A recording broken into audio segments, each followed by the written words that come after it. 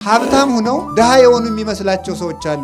እግዚአብሔር የሚያስደንቀን ያለውን ዓለም መጠበቁ ሳይሆን የሌለውን ዓለም ማምጣቱ ነው። እግዚአብሔር ቻይ ካላላት አንዲቱ ጠጠር ባህር ውስጥ ጥልቅ ትላለች። እግዚአብሔር ቻል ስላለው ግን ዘአጽንዐ ለምድር በማይ ይሄ መሬት ያለው ከውሃ ላይ ነው፣ አንሰጥምም። በሐዲስ ኪዳን ሥጋ ለብሰህ እስከምታድነን ድረስ በነቢያት ስታጽናናን ቆየሃሉ። በዚህ ዘመን 3 የደፈረሱ ምንጮች አሉ። ክህነት፣ ትዳርና ምንኩስና ናቸው።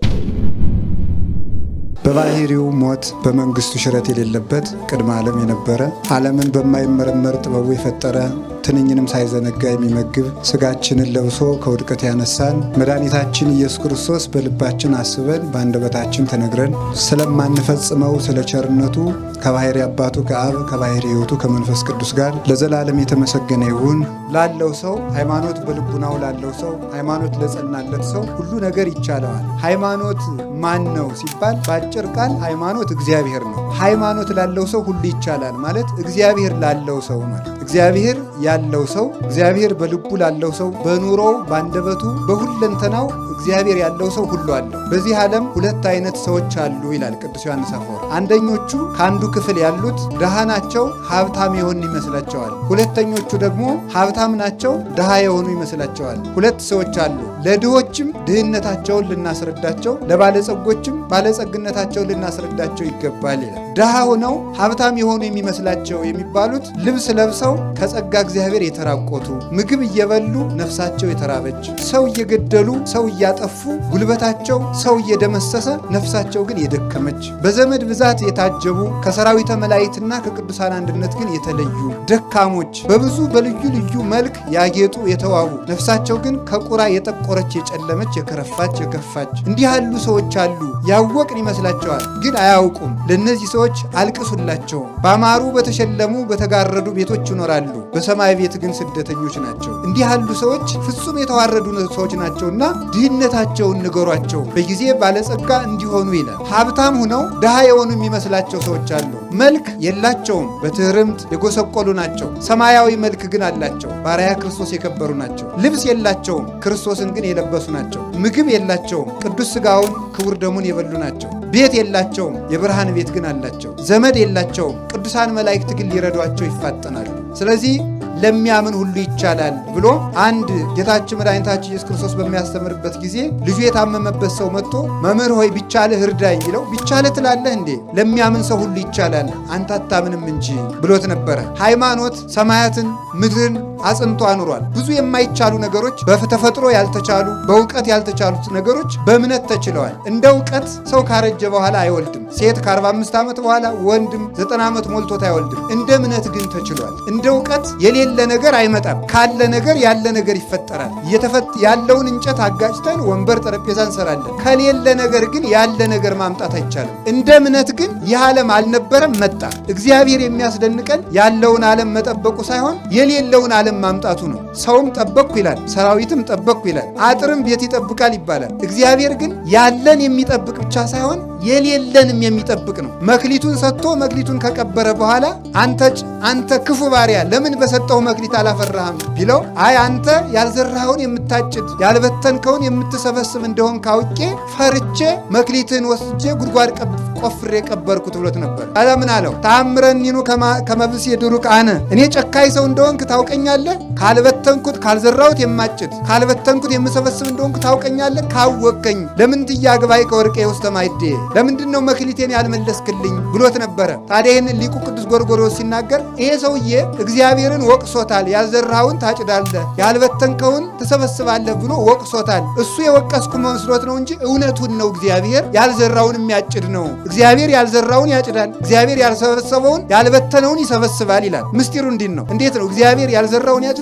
እግዚአብሔር ያልበተነውን ይሰበስባል? አዎ ይላል። እንዴት? ሰው ከበቀለ እንጨት ቤት ይሰራል። ሰው ከበቀለ ልጥ ገመድ ፈትሎ ቤት ይሰራል ሰው። ነገር ግን ሰው ከበቀለ እህል እንጀራ ይጋግራል፣ ቂጣ ቆሎ ያዘጋጃል። ካለ ነገር ነው። እግዚአብሔር ግን ያልዘራውን ያጭዳል ማለት የሌለውን ዓለም ከሌለ ነገር አምጥቶታል። ካለመኖር ማምጣቱ ያልዘራውን ማጨዱ ነው። ስለዚህ እግዚአብሔር እውነትም ያልዘራውን የሚያጭድ የሌለን የሚያመጣ ካለመኖር ወደ መኖር አሁን በጣም ዝም ብላችሁ አስቡት። ስትፈሩ ስትደነግጡ ምን በላ ስትሉ እሞት ይሆን ብላችሁ ስትፈሩ ድንግጥ ሲለን ይህን ማሰብ አለብን። አንዲት ጠጠር ወደ ውሃ ብንወረውር ጠጠሪቱ ትሰጥማለች። ግን ይሄ ሁሉ ዓለም ያለው በውሃ ላይ ነው። ለምንድን ነው የማንሰጥመው? በእግዚአብሔር ከሆነ ይቻላል። እግዚአብሔር ቻይ ካላላት አንዲቱ ጠጠር ባህር ውስጥ ጥልቅ ትላለች። እግዚአብሔር ቻል ስላለው ግን ዘአጽንዐ ለምድር ዲበ ማይ፣ ይሄ መሬት ያለው ከውሃ ላይ ነው። አንሰጥምም፣ በሱ ጸንተን እንኖራለን። እግዚአብሔር ቻል ሲለው ሁሉ ይችላል። እግዚአብሔር ቻል ካለው ጠጠርም ተዋግቶ ይገላል። እግዚአብሔር ካላለው ደግሞ ሰራዊትም ማመድ ይሆናል። እግዚአብሔር ተናገር ሲለው ድንጋይም ይናገራል። እግዚአብሔር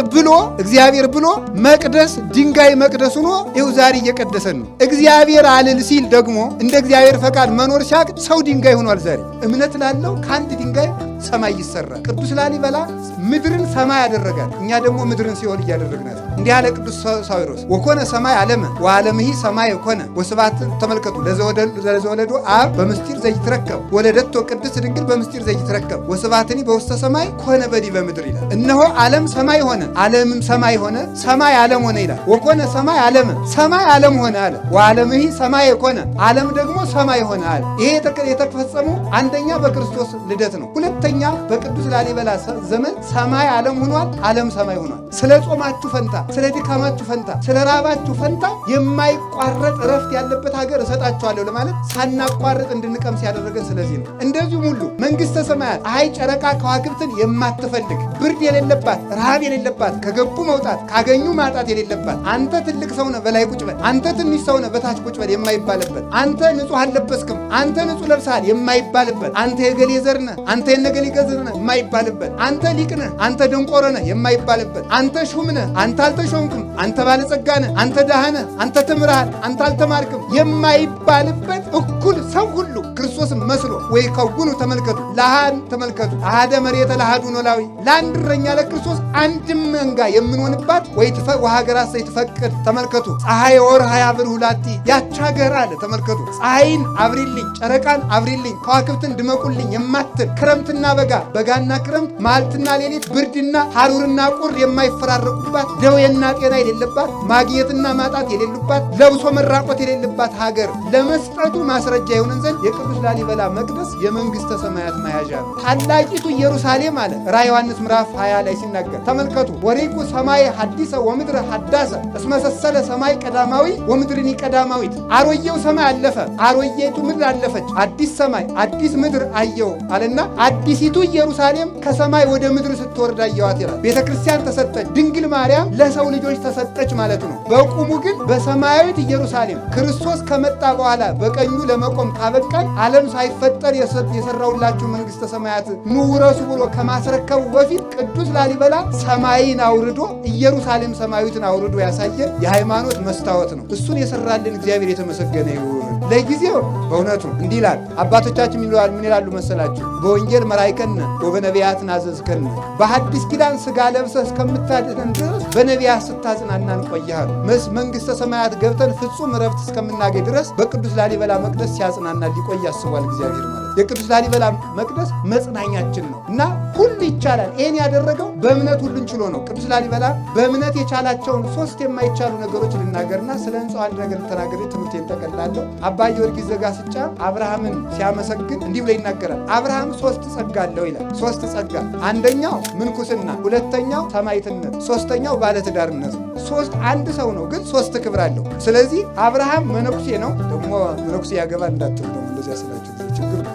ስለዚህ ተመልከቱ በመጽሐፍ ቅዱስ ኦሪት ዘሌዋውያን ምዕራፍ 11 ላይ ጭልፊት አይበላም ይላል። ጭልፊት አይበላም ማለት ምን ማለት ነው? ጭልፊት አይበላም ማለት የሚረባውን ሳይሆን የማይረባውን ኃይለ ቃል ሞጭልፎ የሚሄድ ሰው አይጸድቅም ማለት ነው። ስለዚህ ምን አለ? አብርሃም ዘመዶቹን ጥሎ ከካራን በመሰደዱ የመነኮሳት አባት ነው ይላል። እግዚአብሔር አብርሃምን ተገዘርልኝ ብሎታል። አብርሃም ወደማያውቀው ሀገር ነው ሄደ። ወደማያውቀው ሀገር በመሄዱ ለመነኮሳት እግር እንጂ ሀገር የላቸውም ይላሉ አባቶቻችን። መነኮሳት እግር አላቸው እንጂ ሀገር የላቸውም። ዘመዳቸውንም አያውቁም፣ ዘርም አይቆጥሩም። እንዲሁም አንድ ባይታዊ በበረሃ እየኖረ አባትህ እኮ ሞተ ቢሉት ኮንከ ጸራፌ እስመ አቡየ ኢይመውት ለዓለማት። ለምን ትሰድበኛለህ? የኔ አባት አይሞትም ማለት ምን ማለት ነው? አባቴ ማን ነው ማለት ነው? እግዚአብሔር ነው ማለት ነው። አባቴ እግዚአብሔር ነው፣ የሚሞት ዘር አትቁጠርልኝ፣ የኔ ዘር በሰማይ ነው ብሎ መናገሩ ነበር። ስለዚህ አብርሃም የማያውቀውን ሀገር ምን አደረገ? የሚያውቀውን ሀገር ትቶ ወደማያውቀው ሀገር ሄደ። በዚህ አብርሃም የመነኮሳት አባት ነበረ። በስደቱ ቅዱስ ላሊበላ በስደቱ በጸሎቱ በትርምቱ